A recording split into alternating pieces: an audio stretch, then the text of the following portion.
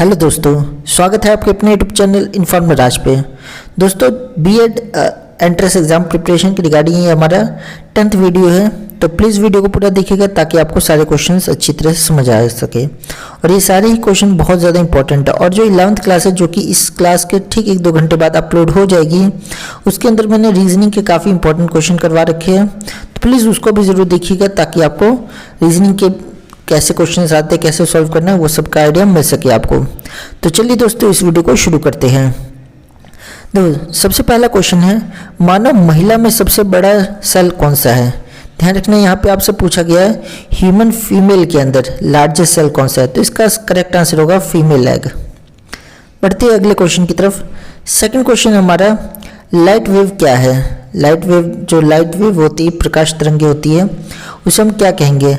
तो ध्यान रखना दोस्तों, लाइट वेव जो होता है इलेक्ट्रोमैग्नेटिक वेव्स होती है।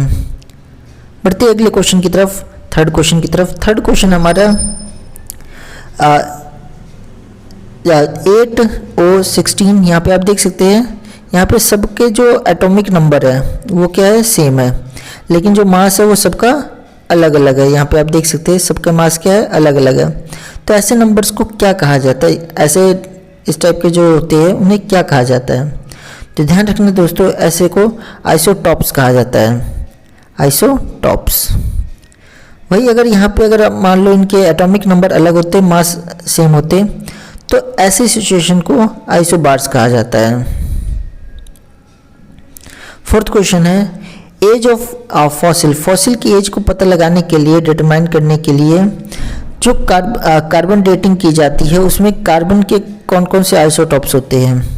तो ध्यान रखना, इसका जो करेक्ट आंसर है C12 C14, यानी कि सी ऑप्शन। आगे बढ़ते हैं फिफ्थ क्वेश्चन की तरफ। फिफ्थ क्वेश्चन है, टेफ्लॉन। टेफ्लॉन क्या है, ये आपसे पूछा गया, काफ़ी इंपॉर्टेंट क्वेश्चन है, बहुत बार पूछा गया। तो ध्यान रखना दोस्तों, टेफ्लॉन जो है वो आपका फ्लोरोकार्बन है। टेफ्लॉन जो है फ्लोरोकार्बन है। बढ़ते हैं सिक्स्थ क्वेश्चन की तरफ। सिक्स्थ क्वेश्चन है, which of the following is not metallic minerals. इनमें से कौन सा मेटेलिक मिनरल नहीं है, यानी खनिज धातु नहीं है? तो ध्यान रखना, सिक्स्थ का आंसर जो है जिप्सन। ये भी बहुत बार आपके एग्जाम में पूछा गया है, जिप्सन जो है ये मेटेलिक मिनरल्स नहीं है। बढ़ते हैं सेवंथ क्वेश्चन की तरफ। सेवंथ क्वेश्चन है, which of the acid substance is found in vinegar. Vinegar के अंदर, यानी कि सिरका के अंदर कौन सा एसिडिक पदार्थ होता है? तो ध्यान रखना दोस्तों, इसका जो करेक्ट आंसर है एसिटिक एसिड है। बढ़ते हैं अगले क्वेश्चन की तरफ, सेवंथ क्वेश्चन की तरफ। सेवंथ क्वेश्चन, दूध क्या है, यानी दूध किसका उदाहरण, दूध इनमें से किसका एग्जाम्पल है? तो इसका जो करेक्ट आंसर होगा वो इमल्जन होगा। बढ़ते हैं नाइन्थ क्वेश्चन की तरफ। नाइन्थ क्वेश्चन है, which organ of the body produce the fluid known as bile. Bile जो है किस ऑर्गन द्वारा प्रोड्यूस किया जाता है? तो इसका करेक्ट आंसर है लिवर। ध्यान रखना दोस्तों, जो पीतरस होता है, यानी जिसे हम बाइल कहते हैं, वो लिवर द्वारा प्रोड्यूस होता है। और स्टोर जो होता है ना, स्टोर यानी संग्रहित जो होता है, वो गैल ब्लैडर में होता है। तो ध्यान रखना, कंफ्यूज मत होना, प्रोड्यूस का अगर पूछा है तो वो लिवर ही होगा। हाँ, अगर आपसे अगर स्टोर का पूछा जाता है, संग्रहित का पूछा जाता है, तो गैल ब्लैडर पित्ताशय होता है। बढ़ते 10th क्वेश्चन की तरफ। 10th क्वेश्चन है कि यदि किसी मनुष्य का जो भार है पृथ्वी पे 360 न्यूटन है, तो चंद्रमा पे कितना भार होगा इसका? तो सिंपल सा क्वेश्चन है, आपसे जो पूछा जा रहा है कि उस बंदे का वेट कितना होगा जिसका 360 न्यूटन अर्थ पे। तो आपको पता ही होगा शायद 1/6 हो जाता है, चांद पे जो भार होता है 1/6 हो जाता है। तो 360 का 1/6 करोगे तो 60 आएगा, यानी 10th का जो आंसर है 60 होगा। वही अगर आपसे मास पूछा जाता है तो मास हमेशा कांस्टेंट रहता है, ध्यान रखना। 11th क्वेश्चन है, स्केलर क्वांटिटी इज। अदिश राशि इनमें से कौन सी अदिश राशि है, ये आपसे पूछा जा रहा है। तो इसका करेक्ट आंसर एनर्जी होगा। बढ़ते 12th क्वेश्चन की तरफ। यहाँ पे सदिश राशि पूछी जा रही है, वेक्टर क्वांटिटी पूछी जा रही है, तो वेक्टर क्वांटिटी इनमें से कौन सी है? तो वेलोसिटी इसका करेक्ट आंसर हो जाएगा। बढ़ते 13 क्वेश्चन की तरफ। 13 क्वेश्चन है, the least distance of question है आपका, the least distance of distinct vision for a young adult was with normal vision is about, जो सामान्य जो दृष्टि होती है युवा वयस्क की वो कितनी होती है, जो निकटतम दृष्टि होती है वो कितनी होती है। तो इसका करेक्ट आंसर है 25 सेंटीमीटर।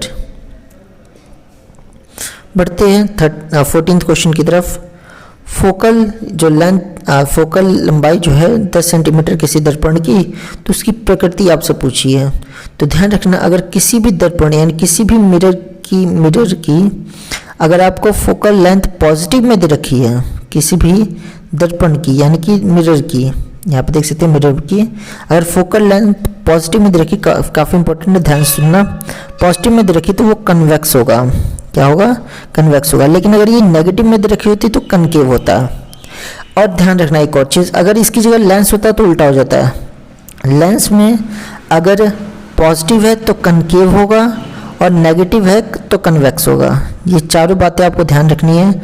अगर मिरर के अंदर पॉजिटिव है तो कन्वेक्स होगा, मिरर के अंदर नेगेटिव है तो कनकेव होगा, लेंस के अंदर पॉजिटिव है तो कनकेव होगा, सॉरी हाँ, लेंस के अंदर अगर पॉजिटिव है तो कनकेव होगा और लेंस के अंदर अगर नेगेटिव है तो कन्वेक्स होगा। तो ये चारों चीज़ें आप ध्यान रखना।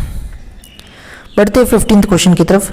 15th क्वेश्चन है किसी प्रकार के, देखो आगे ना क्वेश्चन यहाँ पे नेगेटिव में दे रखा है, तो ये क्या होगा? किसका पूछा है आपसे?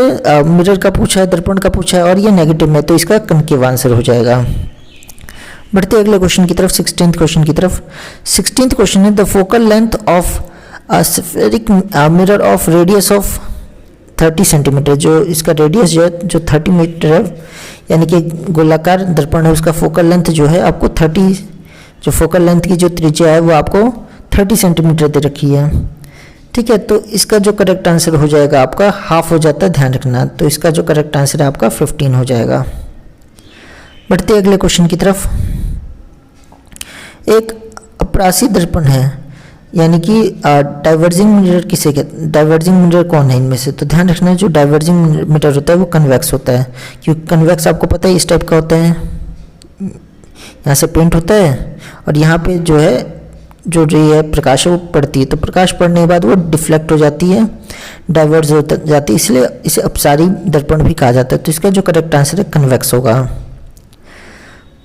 बढ़ते 18th क्वेश्चन की तरफ। 18th क्वेश्चन है एक पत्थर जिसका मास 10 kg है, ठीक है, मास कितना दे रखा है? 10 kg, और 4 मीटर पर सेकंड के वेग के साथ फेंका गया, तो उसका संवेग ज्ञात करना है आपको, वेलोसिटी ज्ञात करना है। तो वेलोसिटी का जो फॉर्मूला होता है मास इंटू वेव होता है, तो यानी कि 10 × 4 यानी 40 हो जाएगा, 40 किलोग्राम मीटर पर सेकंड।